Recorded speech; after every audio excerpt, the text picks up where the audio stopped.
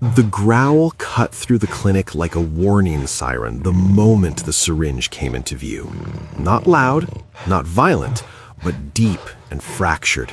The kind of sound that makes trained professionals freeze because it comes from pain rather than aggression. And everyone in that room understood instantly that this was not a situation they could force their way through.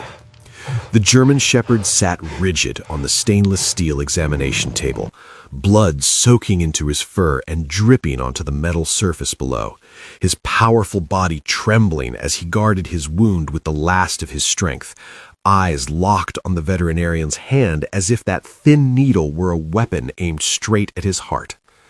This was Echo, a decorated canine, a dog who had sprinted into chaos without hesitation, who had tracked suspects through fire and smoke, who had obeyed every command ever given to him without question, and yet now he refused treatment, refused help, refused to let anyone close enough to touch the injury tearing through his shoulder.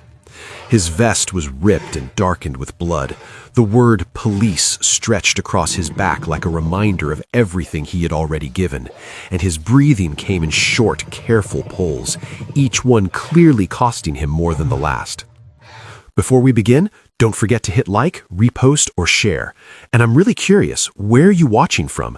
Drop your country in the comments. I love seeing how far our stories travel. Back to story.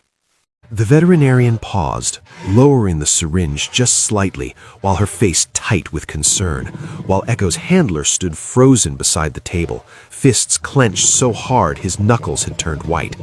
He knew this dog better than anyone, knew the difference between fear and defiance, and this was something else entirely. This was a dog still on duty, still protecting, still refusing to stand down even as his body begged him to stop. Seconds stretched thin. The room held its breath. Then a small voice broke the silence. It's okay, Echo. Everyone turned. Near the doorway stood a little girl, no older than 10, clutching a worn brown notebook to her chest like armor, her shoulders tense, but her eyes steady as they rested on the wounded dog. She wasn't crying, she wasn't panicking. She took a slow step forward, ignoring the quiet warning from the officer behind her, as if something inside her understood that this moment belonged to her as much as it did to the dog. Echo's ears twitched. The growl softened, though it didn't fully disappear. Stand down, partner. "Stand down, partner," she said gently, her voice calm in a way that didn't match her age. The handler's breath caught. That wasn't something civilians said. That wasn't something anyone outside the unit knew. The dog's breathing faltered, just for a second, his eyes narrowing as if searching through memory instead of the room. And the veterinarian lowered the syringe completely now, watching something unfold that none of her training could explain. The girl stepped closer, slow and respectful, stopping just short of the table. Her hands trembled, but her voice stayed steady. Mission complete. "Mission complete," she whispered. And then she spoke the final phrase, the one used only when everything was over, the one never written down, the one meant to tell a canine that it was finally safe. Echo's body sagged, his head lowered. And in that fragile, impossible moment, every person in the room realized this was no longer just a wounded police dog refusing treatment, because somehow, against all reason, this little girl knew his unit's secret code, and whatever bond connected them was about to change everything. The room slowly exhaled as Echo finally allowed himself to lie down, his massive frame easing onto the table as if the strength holding him upright had been released by an unseen switch, and the veterinarian moved in quickly, carefully now, treating the wound with a gentleness reserved for something sacred rather than routine, because no one wanted to break whatever fragile trust had just been formed. The handler stood close, one hand resting near Echo's neck without touching, his eyes never leaving the dog's face, while his mind raced with a single impossible question he couldn't shake. How did she know?